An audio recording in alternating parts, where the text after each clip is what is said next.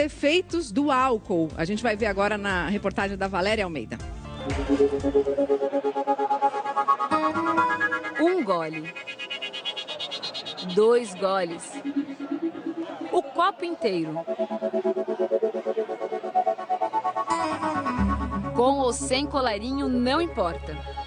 São infinitas rodadas, incontáveis brindes. E a sede dos boêmios parece que aumenta no fim de ano. O problema é quando a festa se muda da mesa para a rua. Um estudo da Associação Brasileira de Medicina de Tráfego indica que 54% das pessoas que dirigem misturam álcool e volante. Eu, você, todos nós já escutamos a frase: se beber, não dirija. Mas afinal, que poder o álcool tem de nos tornar incapazes de fazer coisas do dia a dia, como assumir o volante? O jornalista Lupércio Tomás, um especialista no trânsito brasileiro, estudou os efeitos do álcool sobre os motoristas.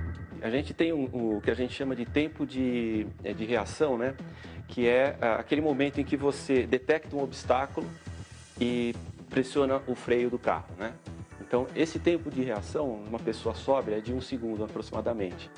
Quando ela está embriagada, pode subir até 2 segundos. Ou seja, o espaço que o carro vai precisar para parar fica maior e aí pode ocorrer um acidente. Mesmo em doses pequenas, o álcool prejudica vários sentidos. A sua reação torna mais lenta, o campo de visão fica reduzido, você ouve menos e tem a questão da concentração, que é o pior, né? Você fica meio zuretão, assim, você não consegue manter o foco no trânsito, que é a coisa mais importante quando você assume o volante de um carro, né? O neurologista Fernando Morgadinho usa a réplica de um cérebro para mostrar as áreas mais afetadas. O cérebro é todo atingido pela onda do nível de álcool, mas tem algumas regiões que são mais sensíveis, como por exemplo aqui embaixo, na região posterior occipital, o do cerebelo, onde é justamente o controle da parte de equilíbrio. Outra região importante é a região frontal, é justamente a região da decisão, quando você tem que decidir se você vai ultrapassar ou não, se dá para ultrapassar ou não, essa região é importante. Se você tomar uma decisão errada ou mal adequada, há uma dificuldade de coordenação, você então tem um acidente com risco para você e para os outros. Sabe aquela história de que foi só um copinho e não tem perigo? Não engula essa história. Qualquer quantidade de álcool pode prejudicar a concentração. Por isso, copo e carro devem ficar assim, sempre longe um do outro. Não existe limite seguro. Não existe limite seguro. A gente prometeu que ia falar quanto que pode beber e dirigir. Não tem, né? Assim, não tem nenhum cálculo que fala assim, ó, se você beber até tanto não vai ter problema. Qualquer quantidade pode realmente trazer um problema, até porque os limites são muito individuais e qualquer pouquinho aumenta o risco. Que risco você está disposto a correr? Essa que é a questão que a gente tem que se perguntar, né? Então é realmente perigoso. E por que a gente esquece das coisas quando a gente bebe? Ah, né? Quem não conhece aquele amigo que deu vexame e não lembra, né? Acho que aqui mostra, assim, como que o cérebro carrega a nossa informação, né? Um caminhão de informação. A gente está o tempo todo recebendo informação. O tálamo, ele é o receptor de todas as informações do cérebro. Ele carrega, né? O cérebro carrega, passa pelo hipocampo, que vai guardar as memórias, lançando para o lobo frontal, essa região da frente da cabeça, que faz o filtro das informações, e aí o córtex vai guardar, né? Ele vai memorizar, depois quando a gente dorme, as memórias são consolidadas, etc. Então é um caminho, uma coisa depois da outra. Mas tem obstáculos nesse caminho, né, Mari? Vamos ver. O que pode acontecer? O que pode surgir no meio do caminho aí? No meio do caminho surge uma taça de vinho. Já ou era. Mais um pouquinho. Aí pronto. Uma garrafa de vinho. Aí a informação fica truncada. A gente até recebe a informação. Você está falando com o bêbado lá, quem nunca passou por isso? Ele está conversando com você, parece que está entendendo lembrando de tudo. Exatamente. Só que a informação, ela é interrompida.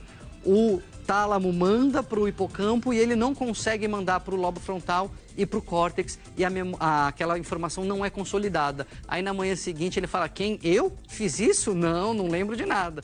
E aí tem o videozinho que cai na internet que e mostra acaba com a vida da pessoa. É isso mesmo. Tem uma pergunta do nosso auditório virtual, vamos dar uma olhadinha aqui, a dúvida da Débora. A sensação de dirigir com sono é a mesma de dirigir alcoolizado? Débora, para responder a sua pergunta, a gente até tem uma arte aqui que a gente vai começar a mostrar para explicar um pouquinho sobre os efeitos da ressaca, que tem a ver com isso que ela está falando, né, doutor Dirceu? Vamos dar uma olhada aqui, então, nessa nossa ilustração. Tá lá, fulaninho começa a beber e vai direto o efeito do álcool no sistema nervoso central, é isso? A absorção cai na circulação, vai ao fígado, passa pelo fígado e rapidamente chega ao sistema nervoso central. O efeito é imediato, né? E a gente começa a ter umas alterações, umas alegrias, começa a ficar desinibido, a gente fica alegre, brincalhão, contador de piada. Mas o nosso e a cérebro gente tá pode evoluir efeito. para outras coisas, né? Por que acontece isso? As sinapses são atacadas, né? Os neurotransmissores são atacados pelo álcool.